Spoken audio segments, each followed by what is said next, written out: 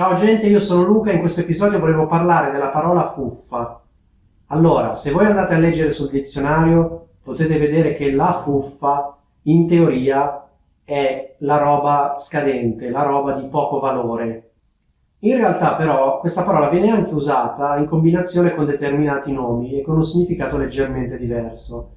Per esempio, noi chiediamo a un nostro compagno di corso dell'università come è andato l'esame, gli chiediamo allora com'era l'esame, era difficile, com'è andato? E lui ci risponde no, ma no, alla fine è un esame fuffa.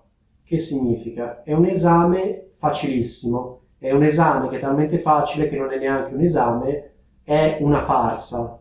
In questo senso fuffa, esame fuffa vuol dire un finto esame, un esame che in realtà non è come gli altri esami perché gli mancano determinate caratteristiche, cioè non è neanche un esame serio, ma è veramente facile e quindi è soltanto una farsa, una formalità.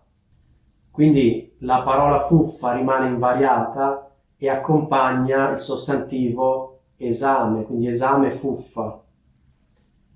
Se diciamo esami, esami fuffa, rimane comunque sempre fuffa.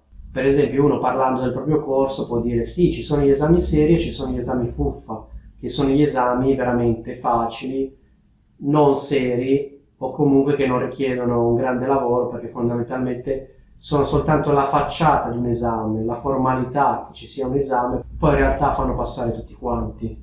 Un altro esempio potrebbe essere abbiamo firmato un contratto, ci chiedono ma com'è andata con questo contratto, per esempio il contratto per l'affitto di una casa, per esempio.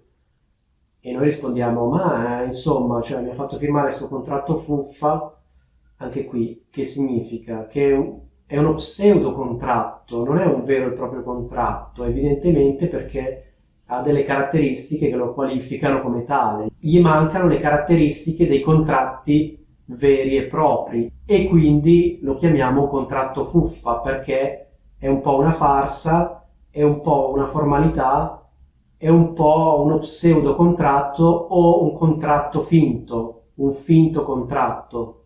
Altro esempio, magari se noi riteniamo che una determinata università non sia una vera e propria università, possiamo dire sì, ma quella è un'università fuffa, cioè un'università che veramente è una pseudo università, cioè una finta università, si chiama università, la forma è quella dell'università, però poi nella sostanza le mancano determinate caratteristiche e in particolare non sembra una cosa seria.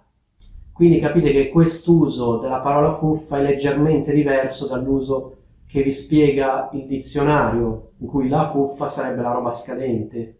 In questo caso fuffa è più vicino all'aggettivo farlocco, farlocca, cioè un qualcosa che non è come l'originale, cioè un contratto fuffa, un contratto farlocco è un contratto che non è un vero e proprio contratto, ha le sembianze di un contratto, ma chiunque capisce benissimo che non è una cosa seria, non è una cosa professionale.